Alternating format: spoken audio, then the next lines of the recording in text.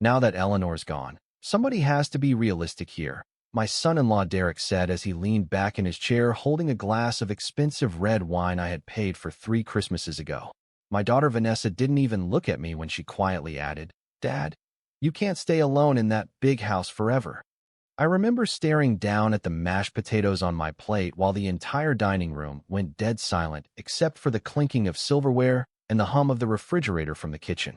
Then Derek laughed under his breath and said the sentence that changed everything in my family forever. "Honestly, Blaine, it's probably time to start looking at nursing homes before something bad happens." My own daughter nodded like she agreed with every word. "You're 72, Dad.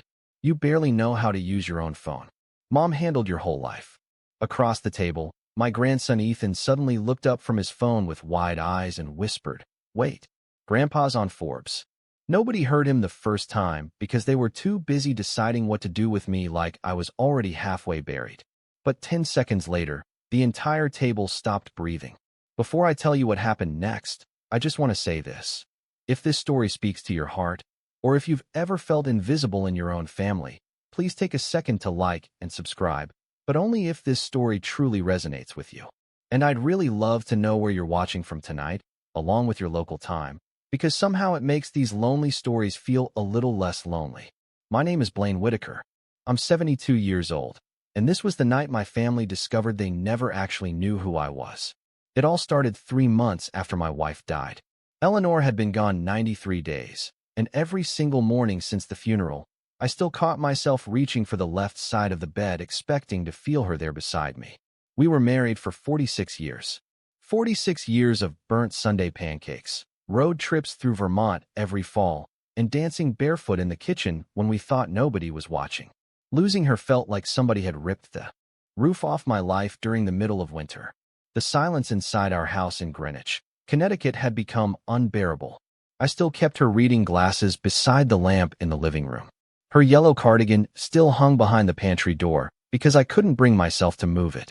Some nights I'd sit alone at the dining table, just staring at the empty chair across from me, hearing her laugh in my head so clearly it almost made me turn around. But apparently grief makes people uncomfortable, especially family members who start treating you like a burden the second your spouse is gone. At first, Vanessa called every day. "Dad, are you eating enough? Dad, did you remember your medication?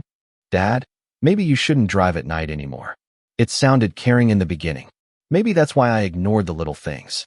Like how every conversation somehow drifted toward money, or the house, or whether I'd thought about downsizing. Then Derek started showing up more often. He'd walk through my home slowly, hands in his pockets, glancing at the hardwood floors and crown molding like he was already calculating resale value in his head. One afternoon he stood in my garage staring at Eleanor's old silver Mercedes and casually said, "Cars lose value fast if they just sit here." I looked at him and replied, "That car belonged to my wife." He shrugged. Exactly. That answer sat in my chest like a stone for days. A week later, Vanessa invited me to family dinner at their house. "Nothing formal," she said cheerfully over the phone. "We just want everyone together again." But the second I walked through their front door, something felt wrong. The dining table was already fully set. Derek was wearing a blazer in his own house. Vanessa kept avoiding eye contact. Even Ethan barely spoke. And sitting on the kitchen counter beside the wine bottles was a glossy brochure with the words Silver Oak Senior Living printed across the front. I remember staring at it while a cold feeling slowly crawled up my spine because in that exact moment, I realized this dinner wasn't about family at all. It was about getting rid of me. I kept staring at that brochure on the kitchen counter while Vanessa carried a casserole dish to the table pretending everything was normal. The smiling gray-haired couple printed on the front of the nursing home pamphlet looked insultingly happy, like they had never spent a night crying in an empty bed. Derek noticed me looking at it and casually said, "Beautiful place, right? Indoor pool, movie nights, 24-hour staff. Honestly, some people would kill to live there." I slowly pulled my chair out and sat down without answering him. Ethan glanced between us nervously before muttering, "Dad, maybe not tonight." Derek waved him off immediately. "What?" "We are trying to help Grandpa." That word help sat wrong in my chest, because people do not usually ambush you at dinner when they want to help you. They do it when they want control. The thing that hurt most was not even Derek. It was Vanessa. When she was little, she used to follow me around the house wearing my oversized yellow sweatshirt like it was a blanket. Every Saturday morning, I made blueberry pancakes while Eleanor played Frank Sinatra records in the kitchen. Vanessa would sit on the counter swinging her legs and say, "Daddy makes better pancakes than restaurants." Back then, I honestly believed nothing could come between us. I coached her softball team for 6 straight summers. I slept in hospital chairs when she had pneumonia at age 11. I worked 18-hour days for years so she could attend Brown University without student loans. But somewhere along the way, the version of me she respected slowly disappeared. Or maybe somebody taught her to stop seeing me as a person at all. Looking back now, I think it started after Derek entered the picture. The first time I met him was at a seafood restaurant on the water in Stanford. He arrived 20 minutes late, did not apologize, and spent most of dinner bragging about commission bonuses and luxury watches. At one point he laughed and said, "Retirement before 50. That is the dream." Eleanor squeezed my hand under the table because she already sensed what kind of man he was. On the drive home, she quietly stared out the window and said, "That young man measures human value in dollars." I remember defending him. "Vanessa loves him." Eleanor sighed softly. "That does not mean he knows how to love anyone back." I wish she had been wrong. After they got married, little comments started slipping out more often. Derek once walked into my garage, looked at my old navy blue pickup truck, and smirked. "You know, Blaine, most retired guys your age are golfing in Florida by now." I answered, "Some people prefer staying useful." He laughed like I had made a joke instead of a statement. Then came the Christmas where Vanessa gave me a pill organizer and reading glasses holder, while Derek handed Ethan courtside Knicks tickets worth nearly $2,000. I still remember Eleanor forcing a smile while she whispered to me later that night, "Do not let it bother you." But it did bother me. Not because of the gifts, because of what they represented. Somewhere over the years, I had slowly become invisible inside my own family. Useful when they needed tuition money or house advice or emergency loans, but forgettable the second I stopped playing provider. After Eleanor died, that shift became impossible to ignore. Vanessa stopped asking how I was sleeping. She stopped asking whether I was eating. Every conversation became practical. "Dad, have you updated your will?" "Dad, are all the accounts organized?" "Dad, maybe the house is too much responsibility now." One afternoon she walked through my living room staring at the antique piano Eleanor loved and casually asked, "Have you thought about selling some of this stuff?" Stuff. 46 years of memories reduced to stuff. At dinner that night, I noticed something else that made my stomach tighten. Derek had placed a yellow legal pad beside his plate with handwritten notes folded underneath his wine glass. He quickly flipped it over when he saw me looking, but not before I caught a glimpse of one phrase written across the top in thick black ink. "Property options." And suddenly I realized this conversation had been planned long before I ever walked through their front door. For the next 20 minutes, dinner felt less like a family meal and more like a business meeting where everybody already knew the outcome except me. Derek poured himself another glass of wine and started talking about property taxes in Greenwich, while Vanessa kept pretending to focus on serving roasted carrots nobody was eating. Ethan stayed quiet beside me, occasionally glancing at his phone under the table. I could feel tension pressing against the room like heavy humidity before a thunderstorm. Then Derek finally slid the yellow legal pad across the table toward Vanessa. "Maybe we should just discuss realistic options tonight," he said calmly. Vanessa hesitated for half a second before opening the folder attached to it. Inside were printed photos of retirement communities, estimated home valuations, and handwritten notes about my monthly expenses. I stared at the papers without touching them. "You made plans for my life without speaking to me first," I asked quietly. Vanessa immediately put on that careful voice people use when they think someone is fragile. "Dad, do not make this emotional." Emotional? I almost laughed hearing that word used about a man who had buried his wife less than 100 days earlier. Derek leaned forward with his elbows on the table and said, "Nobody is attacking you, Blaine. We are trying to prevent a disaster before it happens." I looked him directly in the eye for the first time that night. "What disaster?" He shrugged. "You forgetting medication, falling downstairs, burning the house down accidentally. Things happen at your age. 10 years ago, I probably would have swallowed the insult to keep peace in the family. That was always my habit. Eleanor used to tell me, 'You avoid conflict like it is a full-time job.' But something inside me felt different that night. Maybe grief burns away fear eventually. Maybe loneliness does too. Because instead of backing down, I calmly folded my napkin beside my plate and asked, "Do you always discuss people like they are not sitting in the room?" The silence after that question felt sharp enough to cut glass. Vanessa blinked at me in surprise because I almost never pushed back. Derek forced a smile. "Come on, Blaine. Nobody is disrespecting you." Ethan suddenly muttered under his breath. "It kind of sounds like you are." Derek shot him an irritated look immediately. "Stay out of grown-up conversations." Ethan clenched his jaw but lowered his eyes again. "I noticed that. I noticed everything that night." The expensive watch Derek kept adjusting every few minutes. The way Vanessa refused to look at the framed family photos hanging near the staircase. The stack of realtor business cards partly hidden beside the kitchen fruit bowl. They had been preparing for this conversation long before inviting me over. Then my phone buzzed in my jacket pocket. I normally ignored calls during dinner, but something told me to check it. The screen displayed a Manhattan number I recognized instantly. Hawthorne and Price Capital Management.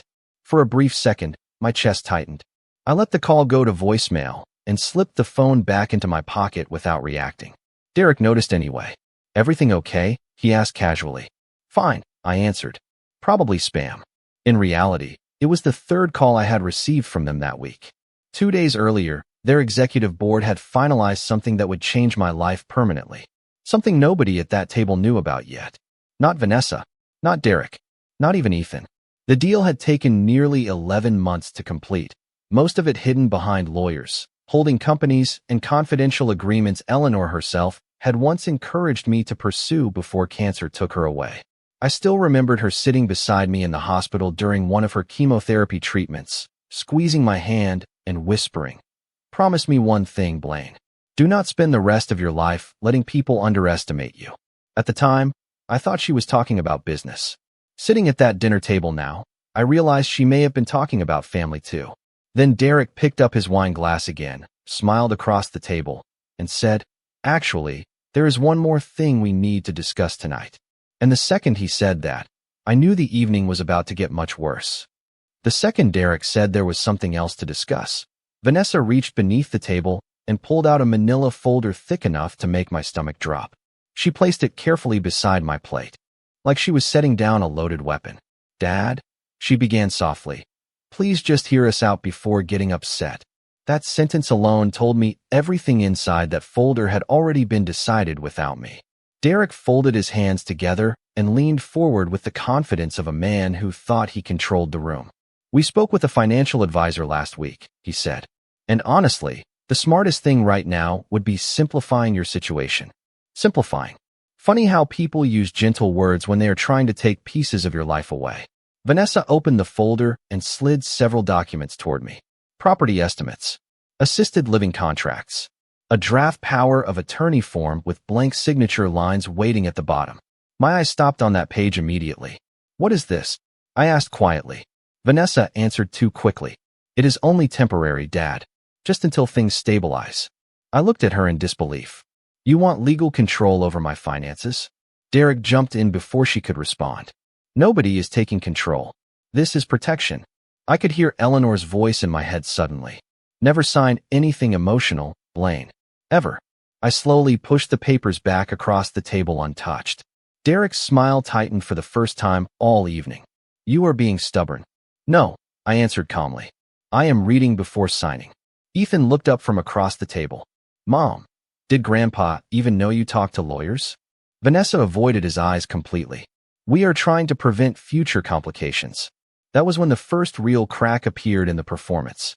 Because Ethan looked genuinely confused. "You already talked to lawyers?" he asked. Derek let out a short, annoyed breath. "Ethan, adults prepare for situations before they become emergencies." But then Vanessa made a mistake. A small one. The kind that reveals much bigger truths underneath. She quietly said, "We already told Melissa you would probably move by spring." I froze. Melissa was my neighbor of 22 years. "You told people I was leaving my home?" Vanessa immediately looked nervous.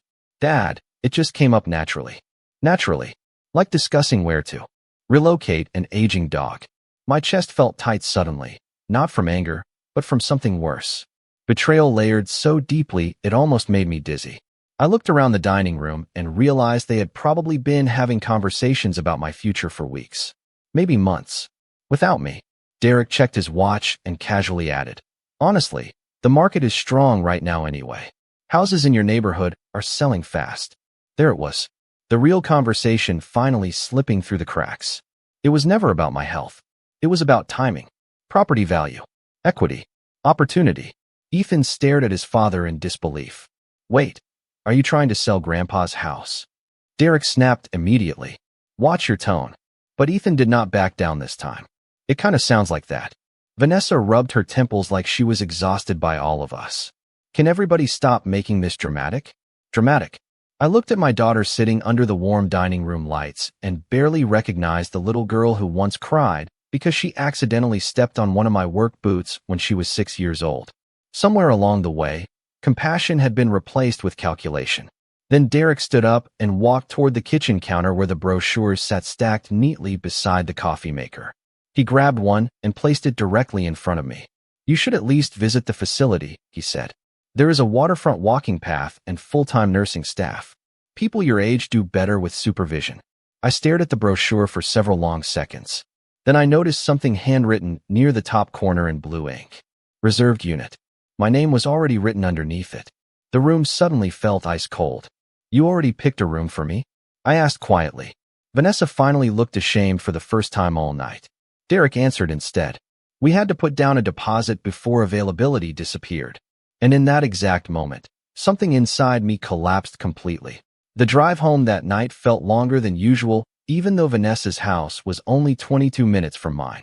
Rain tapped softly against the windshield while the radio played old jazz songs Eleanor used to love, but for the first time in years, the music only made the silence inside the truck feel heavier. I kept replaying the image of my own name handwritten beneath the words "reserved unit." They had already picked a room for me. Already imagined my life packed into cardboard boxes while strangers walked through my home during open houses.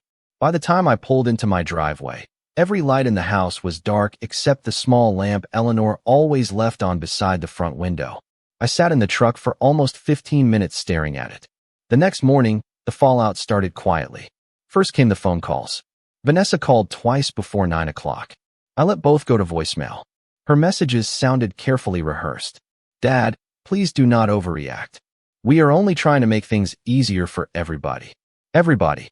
Not you. Everybody. Around noon, Derek sent me a long email with the subject line "Practical Next Steps." He attached brochures, cost comparisons, and even a spreadsheet estimating what they believed my monthly expenses should be if I moved out of my house. One sentence hit me harder than all the others combined. "Remaining independent at your age is financially irresponsible." I read that line 3 separate times. Financially irresponsible. The irony almost made me laugh out loud in my empty kitchen. 2 days later, things became worse. Melissa, my neighbor, stopped me while I was checking the mailbox. "Blaine," she said gently, touching my arm. "Vanessa told me you might be relocating soon." "I am so sorry." Relocating. Like I was some aging executive being transferred out of state, instead of a grieving husband still sleeping on one side of the bed because the other side hurt too much to look at. I forced a polite smile and answered, "Nothing has been decided." Melissa looked confused for a second. "Oh," she sounded very certain. Of course she did. By the end of the week, 3 different people in the neighborhood had awkwardly asked whether I was selling the house. Somehow the story had spread beyond family already. Derek even emailed me contact information for a realtor named Cynthia Hall with a note that read, "She specializes in fast transitions for seniors." Seniors. Not fathers. Not human beings. Just categories. Ethan was the only one who seemed uncomfortable with any of it. Late Friday night, he called me directly. "Grandpa, are you okay?" Hearing genuine concern in someone's voice nearly broke me right there in the living room. "I am fine, kid." He hesitated before whispering, "I do not think Mom realizes how bad this looks." I leaned back in Eleanor's old reading chair and closed my eyes. Looks are not the problem anymore. He stayed quiet for several seconds. Then he admitted something that made my stomach turn cold. "Dad has already been talking about renovation costs for your house." I opened my eyes slowly. "What do you mean?" Ethan sounded nervous now. He said if the kitchen gets remodeled before listing it, they could probably add another $400,000 to the sale price. Sale price, not if the house sold. When? I thanked Ethan for calling, but after we hung up, I sat motionless in the dark for almost an hour. The realization settled deeper with every passing minute. This was not panic after Eleanor's death. It was strategy, planned, coordinated, systematic. And somehow, the people carrying it out were the same family I had spent decades protecting. The next morning, I tried one last time to salvage things. I wrote Vanessa a 3-page letter by hand because Eleanor always believed important conversations deserved ink, not screens. I reminded her about summers in Cape Cod, about dance recitals, about the nights I stayed awake helping with science projects before school competitions. I wrote, "I am still your father even if I am grieving differently than you expected." She never answered the letter. 3 days later, I found it folded unopened inside my mailbox with rainwater soaking through the envelope. After the letter came back unopened, something inside the house changed. Not loudly, not dramatically, just quietly enough to make every room feel colder. I stopped expecting the phone to ring. I stopped checking the driveway every time headlights passed the front window at night. For weeks after Eleanor died, I had kept convincing myself that grief was making everyone act strange, that eventually my daughter would remember who I was. But sitting alone at the kitchen table with that rain-soaked envelope in my hands, I finally understood something painful. People do not accidentally abandon you little by little. They choose it. The following Sunday was the first Sunday in 46 years that nobody called me before church. Eleanor used to wake up early every weekend and hum old hymns while making coffee. By 9 in the morning, the whole house would smell like cinnamon toast and fresh newspapers. That Sunday, the only sound in the house was the ticking clock above the stove. I sat there staring at 2 coffee mugs before finally putting one back into the cabinet. It felt ridiculous leaving it out anymore. Around noon, my sister Carol called from Arizona. "Vanessa told me you are having memory issues," she said carefully. I nearly dropped the phone. "What?" Carol hesitated. "She said you have been forgetting appointments and struggling alone since Eleanor passed." I leaned back slowly in my chair. "That is not true." Silence filled the line for a moment. Then Carol sighed softly. I thought it sounded strange. But she seemed worried. Worried. That word again. By then I was beginning to realize how carefully the story had been built around me. Not as a father grieving his wife. Not as a man adjusting to loneliness. But as someone unstable. Someone incapable. Someone who needed managing. Once people believe that version of you, they stop listening to your side completely. A few days later, I found another surprise waiting in my mailbox. A handwritten sympathy card from one of Eleanor's old bridge club friends. Inside she wrote, "Vanessa mentioned you may not be staying in Connecticut much longer. I hope the transition goes smoothly." Transition, like my entire life, was some scheduled relocation already approved by committee. I sat in the living room for hours afterward looking around the house differently. The grandfather clock Eleanor loved. The faded scratch on the hallway wall from when Vanessa rode her bike indoors at age 9. The sunroom where Ethan used to build Lego cities across the carpet every summer. Every inch of that house held pieces of my life nobody else seemed to value anymore. That realization hurt more than the betrayal itself. They did not only want the property. They wanted the memories erased because memories make people feel guilty. One night around 11, Ethan texted me unexpectedly. "Are you awake?" I called him immediately. His voice sounded shaky. "Grandpa, Dad is pushing Mom hard about getting paperwork signed." I stayed quiet. Ethan continued, "I heard them arguing tonight. Mom asked if maybe they should slow down, and Dad said if they wait too long, things could get complicated legally." Legally. There it was again. Every conversation somehow led back to paperwork, ownership, control. "Why are you telling me this?" I asked gently. Ethan exhaled slowly. "Because none of this feels right." After we hung up, I walked through the dark house turning on lamps one by one until every room glowed softly against the night. I do not know why I did it. Maybe I just needed proof the house was still mine. Around 1 in the morning, I ended up standing in Eleanor's closet, holding one of her sweaters against my chest like a lost man. "I do not know how to do this without you," I whispered out loud. The silence afterward felt endless. Then, for the first time in months, I did something different. Instead of sitting down and drowning in the loneliness again, I walked into my office, opened the locked bottom drawer of my desk, and pulled out a thick black folder Eleanor once told me never to ignore if the family ever stopped seeing my worth. The black folder had been sitting untouched in my desk drawer for almost 8 years. Eleanor used to joke that I guarded it more carefully than our wedding album. Inside were contracts, shareholder agreements, private investment records, acquisition timelines, and handwritten notes dating back decades. Most people in my life believed I had retired years earlier after selling a software logistics company outside Boston. That story was only partially true. What nobody knew was that I never really stopped building things. I just stopped talking about them. Around 6 years before Eleanor got sick, I quietly became an early investor in a cybersecurity startup founded by 2 former Navy engineers out in Arlington, Virginia. At the time, the company operated out of a cramped office above a sandwich shop with folding tables and flickering fluorescent lights. Everybody else thought it was too risky. Eleanor did not. I still remember her standing beside me in the kitchen one night saying, "You always see value before other people do." I invested anyway. Then I stayed invisible while the company grew. That folder in my hands represented years of silence, patience, and decisions made far away from family dinners and holiday photos. The next morning, for the first time in months, I put on an actual suit instead of sweatpants and old sweaters. Navy blue, Eleanor's favorite color on me. I drove into Manhattan before sunrise while fog still hung low over the interstate. The city looked different after months of hiding inside grief. Faster, sharper, alive. When I entered the office building on Lexington Avenue, the young receptionist behind the marble desk looked surprised for a moment before immediately standing. "Mr. Whitaker," she said quickly, "they are expecting you upstairs." Upstairs. Nobody had spoken to me with that kind of respect in a very long time. The executive board meeting lasted nearly 4 hours. Acquisition numbers, expansion strategy, federal contracts, market projections. By noon, lawyers were shaking my hand while analysts discussed valuation estimates that sounded almost unreal even to me. One man in a gray suit smiled across the conference table and said, "Frankly, sir, your timing was extraordinary." I thought about that sentence the entire elevator ride down.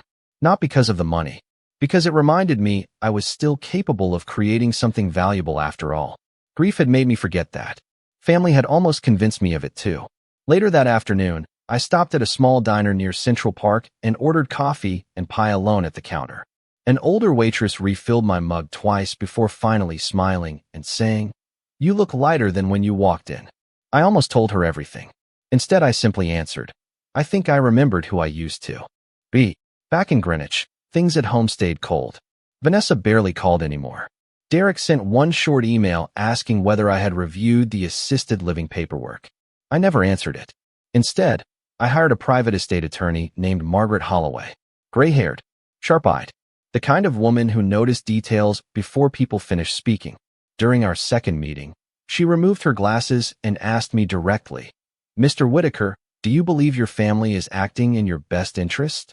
I stared out the office window for several long seconds before quietly replying, "I believe they stopped seeing me clearly a long time ago." Margaret nodded slowly like she already understood the situation.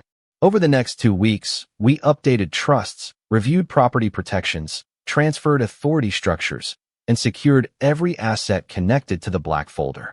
Quietly, carefully, without drama. Ethan was still the only family member who checked on me consistently. One evening, he stopped by unexpectedly carrying takeout containers from my favorite Italian place downtown. "Mom thinks you are avoiding everyone," he admitted while unpacking food in the kitchen. "Maybe I am," I answered honestly. He looked at me carefully for a moment before asking, "Grandpa, were you always this calm?" I smiled faintly. "No, I just finally learned the difference between being needed and being valued." Ethan stayed quiet after that. As he left later that night, he paused near the front door and glanced back toward me. "Dad got really excited this week because his company might be involved in a major buyout deal," he said casually. "He keeps talking about how it could change everything for us." I slowly looked up from my coffee cup. "What company?" Ethan told me the name, and for the first time in months, I almost smiled. 3 weeks after my conversation with Ethan, I found myself standing inside a private conference room 43 floors above Manhattan, wearing a tailored charcoal suit and a silver name badge that simply read Blaine Whitaker, Executive Chairman. I stared at that title for a few extra seconds before clipping it onto my jacket. Not because I needed the reminder, but because for the first time in years, I finally saw proof that my life had not ended with retirement or grief. Outside the glass walls of the building, the city stretched endlessly beneath the morning sunlight, while analysts rushed between meetings carrying tablets and coffee cups. Everything moved fast there. Precise. Focused. Nobody treated me like I was fading away. When I walked into boardrooms, people stood up. They listened carefully when I spoke. They asked questions and wrote down my answers. It felt strange how quickly the world changes when people know your value. During one strategy meeting, a younger executive named Trevor pulled up market reports on a massive digital screen and said, "Sir, the acquisition announcement alone could shift the entire sector by next quarter." Sir, another word I had not heard sincerely in a very long time. I leaned back calmly and reviewed the numbers while lawyers discussed expansion opportunities across federal infrastructure contracts. Then the company logo appeared across the presentation screen in bright blue lettering. Stratedyne Systems. The same company Derek had been bragging about for weeks. The same company where he spent years climbing management levels while talking endlessly about networking and commissions at family dinners. Except now the company belonged to us. Technically, it belonged partly to me. Nobody in my family knew that yet. Not even close. After the meeting ended, Trevor walked beside me through the hallway and asked, "How did you know Stratedyne would fold under acquisition pressure this fast?" I smiled faintly. People become predictable when they think nobody is paying attention. The truth was, I understood men like Derek very well. Men obsessed with status usually mistake confidence for intelligence. They talk too much, reveal too much, underestimate quiet people constantly. Around noon, Margaret Holloway joined me for lunch in a private dining room overlooking the river. She set several folders on the table beside my coffee and said, "Everything has been finalized exactly as requested. Updated trusts, asset protections, scholarship foundations under Eleanor's name." I reviewed every page carefully while sunlight reflected off the water outside the windows. Margaret watched me for a moment before asking quietly, "Do you plan on telling your family any of this?" I closed the folder slowly. "Not yet." She nodded like she already expected that answer. Then they are in for quite a surprise. Maybe they were. But strangely enough, revenge no longer interested me the way it once might have. What mattered now was clarity. I was finally seeing people exactly as they were instead of as I wanted them to be. That realization changed everything. The following week, things kept accelerating. Financial magazines requested interviews. Investment firms reached out for partnerships. One morning I arrived at headquarters and noticed employees whispering near the elevators before one of them nervously approached me holding a tablet. "Congratulations, sir," she said with a smile. "The Forbes piece just went live." I glanced down and saw my own photograph staring back at me beside the headline, "Quiet Billionaire Reshapes American Cybersecurity Industry." Billionaire. Even after all these years, the word still felt surreal. Eleanor would have laughed hearing it. Probably rolled her eyes and reminded me to keep buying discount socks anyway. That evening, I drove home to Greenwich with the article still unread in full beside me on the passenger seat. The house no longer felt like a graveyard when I walked through the front door. I turned on jazz music while making dinner. I opened windows. I even trimmed the dying hydrangeas Eleanor used to love near the front walkway. Little things. Quiet things. Signs of life returning. Around 8 o'clock, my phone buzzed with a text from Vanessa. "Family dinner tomorrow night. Derek has exciting news to share." Funny enough, at almost the exact same moment, another notification appeared directly underneath hers. Forbes magazine had officially posted the article online for public release. And suddenly, I realized the timing of everything was about to collide. The next evening, I drove to Vanessa's house with the Forbes article folded neatly inside the glove compartment of my truck, untouched and unread by anyone. In my family, the sky over Connecticut had turned dark gray with heavy spring clouds, and the streets were still wet from an afternoon storm. As I parked outside the house, I noticed 3 unfamiliar luxury cars lined along the curb. Derek always invited extra people whenever he wanted an audience. Through the front windows, I could already see movement inside. Laughter, wine glasses, shadows crossing the dining room. Funny how people become louder when they believe they are winning. I sat in the truck for a few extra seconds with both hands resting on the steering wheel. Months ago, I would have entered that house feeling anxious, desperate to repair things. But not anymore. Something fundamental had shifted inside me. I was no longer walking into that dinner hoping to be understood. I was simply observing people reveal themselves. When I stepped inside, Derek greeted me with an exaggerated smile and a firm clap on my shoulder. "Blaine, glad you made it." His tone sounded almost performative. Vanessa appeared from the kitchen carrying a tray of appetizers. "Dad, you look nice tonight." It struck me immediately that neither of them had spoken to me warmly in weeks until now. Interesting timing. Ethan stood near the staircase, scrolling through his phone before quietly nodding at me. His expression carried nervous energy all evening, like he sensed something coming but could not explain it yet. The dining room had been arranged almost formally this time. Candles lit, crystal glasses polished. Derek's co-workers filled several seats around the table, discussing market rumors and acquisition speculation with the inflated confidence of people who think they are standing near power. One man in a navy blazer laughed while cutting into his steak and said, "If this deal closes, Stratodyne executives are going to become very rich men." Derek grinned immediately. "That is the plan." I stayed quiet while sipping my bourbon. Across the table, Vanessa kept glancing toward me strangely, almost cautiously, like she noticed something different but could not identify it. Maybe it was the suit, maybe the calmness, or maybe people instinctively sense when they no longer control someone. Halfway through dinner, Derek stood and tapped his wine glass lightly with a fork. "All right," he announced proudly. "I figured tonight was worth celebrating a little early." Everyone looked toward him expectantly. "Stratodyne is about to finalize the biggest acquisition deal in company history," he said. "And let us just say, people in the right positions are going to benefit." His co-workers laughed approvingly, while Vanessa smiled beside him like she was already imagining a completely different future. New house, bigger vacations, more status. Derek continued talking for several minutes about stock options, leadership restructuring, and inside rumors he clearly was not supposed to be sharing publicly. I noticed Ethan watching him more than listening. The kid looked uncomfortable. Then Derek turned toward me suddenly. "You know, Blaine, this is kind of what I was talking about before. Timing matters in life. Smart people adapt before opportunities disappear." I met his eyes calmly. "That is true." He smiled wider, mistaking my calmness for surrender. "Exactly. Some people resist change too long and end up left behind." Vanessa shifted awkwardly in her chair, but said nothing. Not this time either. One of Derek's co-workers asked me politely, "So what did you do before retirement, Mr. Whitaker?"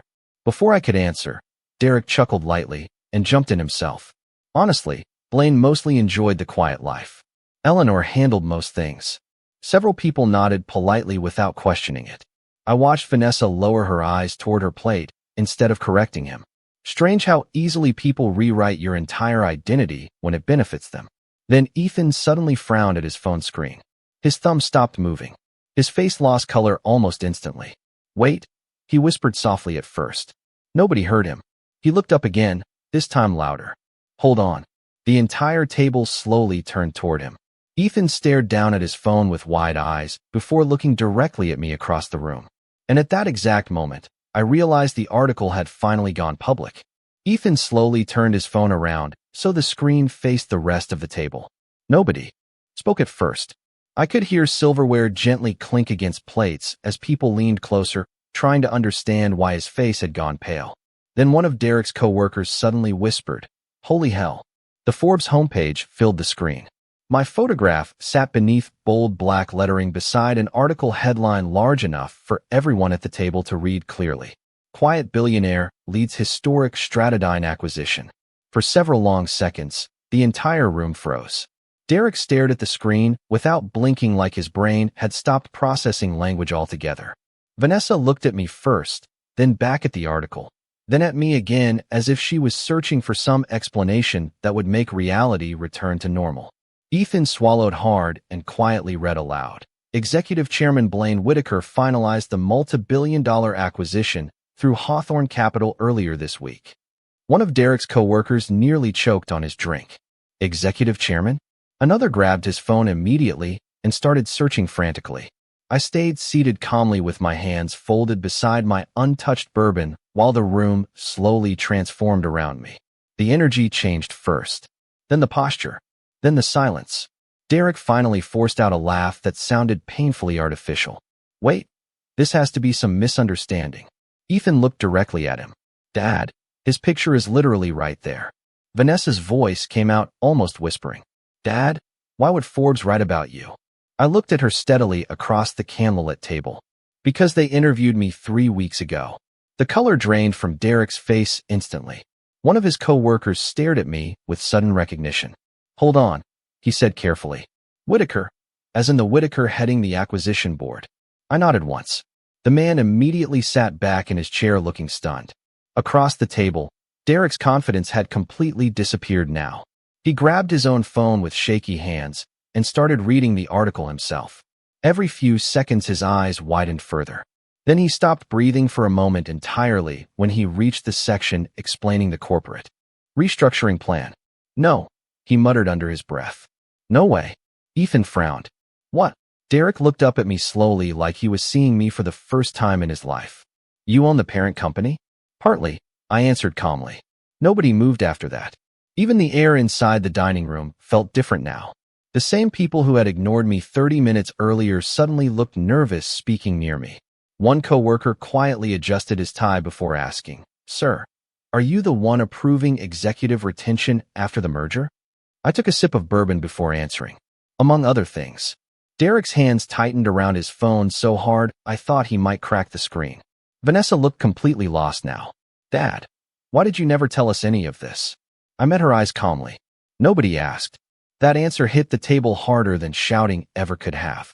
Ethan lowered his phone slowly and stared at me with something close to admiration. Grandpa, you built all this?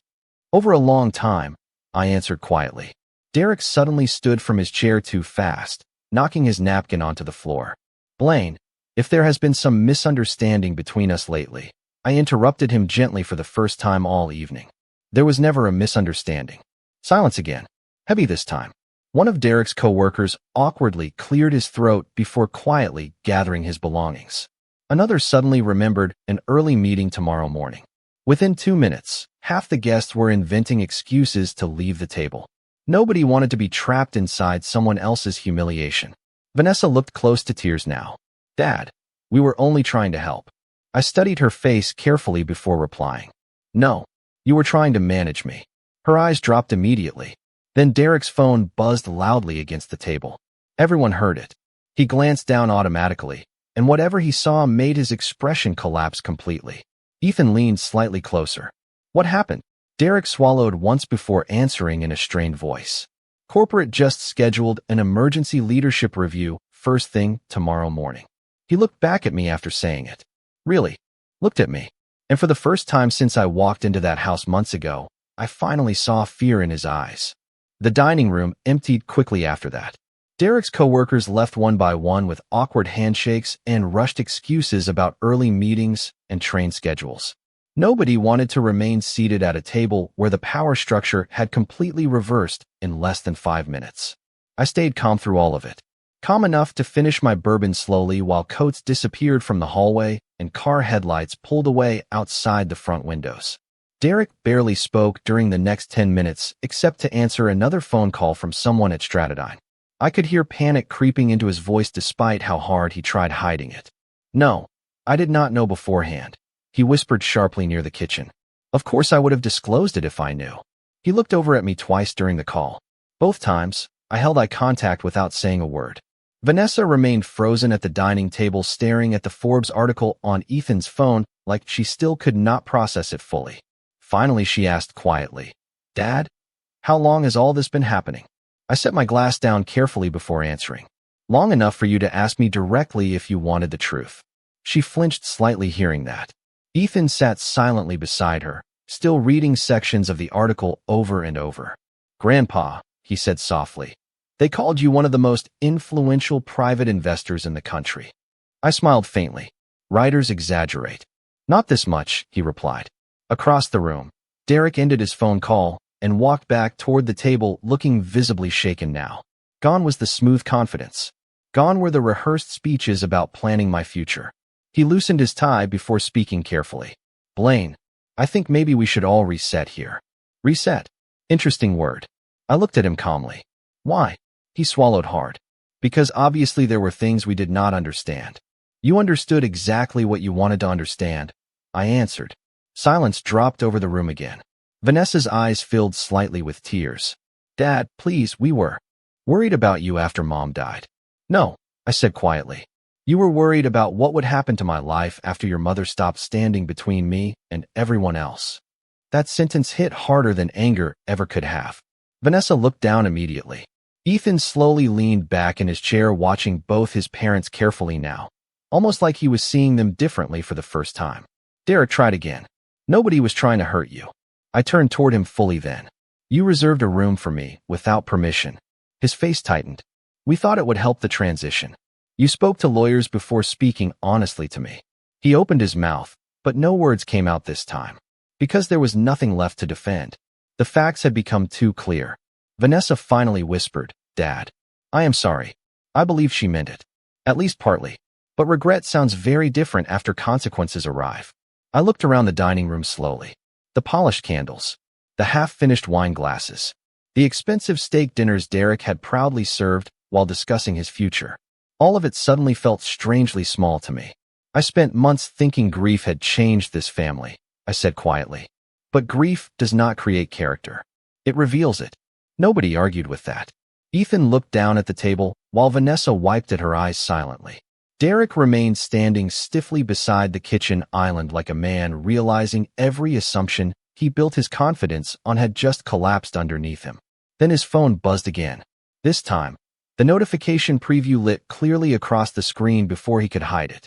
Executive access temporarily suspended pending review. Ethan saw it too. So did Vanessa.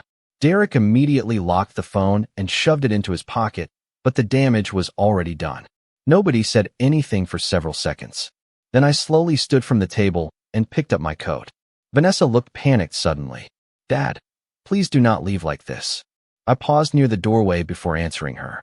You already decided what place you wanted me to have in this family. My voice stayed calm the entire time. That was the part that unsettled them most. Not anger. Not revenge. Distance. Real distance. Ethan stood up quickly. Grandpa, wait. I looked back at him. Unlike everyone else in that house, his concern still felt genuine. Can I come see you tomorrow? He asked quietly. For the first time that night, I smiled honestly. Yes, kid. You can. Then I walked out into the cold Connecticut night while the silence inside that house followed me all the way to the driveway. Life did not magically become perfect after that night. Real life never works that way. The silence between me and Vanessa lasted almost 4 months after the dinner, where everything finally collapsed into the open. During that time, Derek quietly resigned from Stratodine before the internal review finished. From what I later heard through company channels, several executives lost confidence in him after discovering how casually he discussed confidential acquisition details at private gatherings. Nobody destroyed his career for him. He simply revealed too much about himself once people were finally paying attention. Vanessa called many times during those months. At first, the calls sounded desperate, then apologetic, then simply sad. I answered eventually, but slowly, carefully. Healing without boundaries is not healing at all. One rainy afternoon in October, she came to my house alone carrying a small cardboard box filled with Eleanor's old recipe cards she had borrowed years earlier. She stood on the front porch looking exhausted in a way I had never seen before. I should have listened to Mom more, she whispered quietly when I opened the door. I did not answer right away. Instead, I stepped aside and let her come in from the rain. That felt more meaningful than speeches. We sat in the sunroom for almost 2 hours drinking coffee while autumn leaves drifted across the backyard Eleanor once loved so much. Vanessa cried at one point. Not dramatically, just honestly. I kept thinking security mattered more than kindness, she admitted softly. And somewhere along the way, I stopped seeing people clearly. I looked out the window for a long moment before answering. Fear makes people transactional sometimes. She nodded, slowly because deep down she knew that was true. Ethan visited almost every weekend after that. Sometimes we watched baseball games together. Sometimes he helped me cook. Sometimes we just sat on the back porch talking about life, while the evenings settled quietly over the neighborhood. One afternoon, he asked me something I still think about often. "Grandpa, how did you stay calm after everything?" I smiled faintly before answering him honestly. Because eventually you realize peace is more valuable than proving people wrong.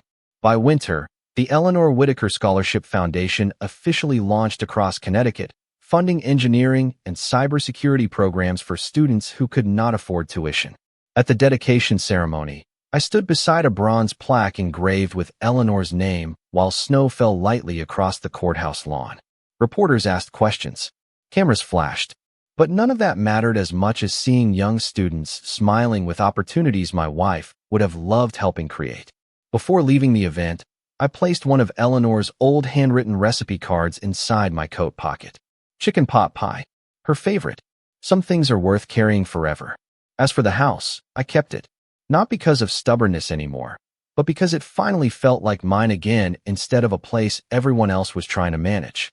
I repainted the kitchen, fixed the old porch swing, started planting hydrangeas again in the spring. Little by little, life stopped feeling like survival and started feeling like living.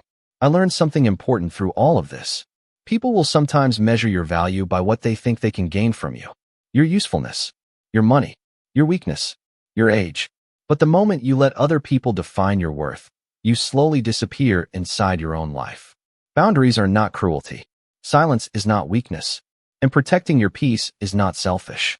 If you are listening to this tonight while grieving, rebuilding, or quietly realizing someone in your life only loves the version of you they can control, please hear me carefully. Trust your instincts. Protect your finances. Protect your identity. Protect your spirit. And never confuse being needed with being loved. Sometimes God, or the universe if you prefer to call it that, removes illusions from our lives in painful ways so we can finally see clearly. My name is Blaine Whitaker. I am 72 years old, and the core lesson I want to leave with you is this. Never abandon your self-respect just to keep peace with people who stopped respecting you long ago. Thank you for staying with me through this story. Truly, there are millions of people in this world carrying quiet heartbreak behind polite smiles.